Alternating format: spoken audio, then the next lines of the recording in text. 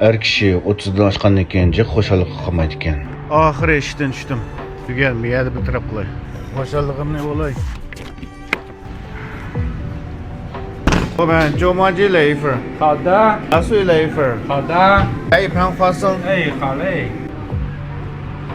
Mush花生bek rahmat. Bir nechta kayve qilib kerak. Xo'sh.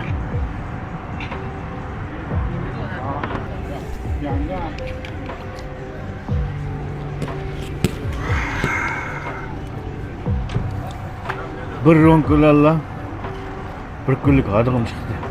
椒麻鸡来了，打碎。 Mana zazuyum chiqdi, yo'maverim chiqdi.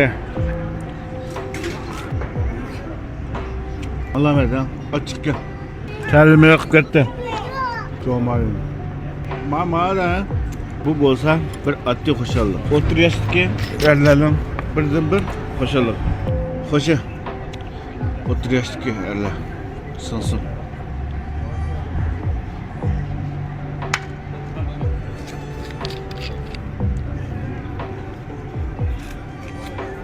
Lo ben, ne yapacağım?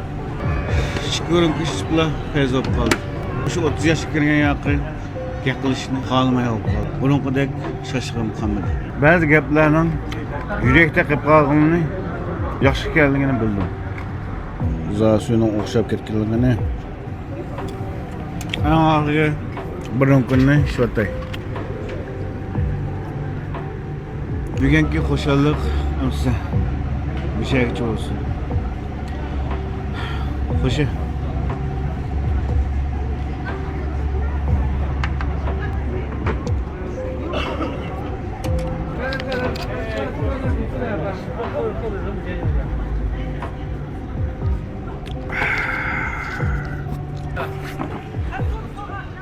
Mashinam ishat qilib qolsin. Bugunmi bir xo'shallik kelib qoldi. Har ishda tushganni ko'rishaydi.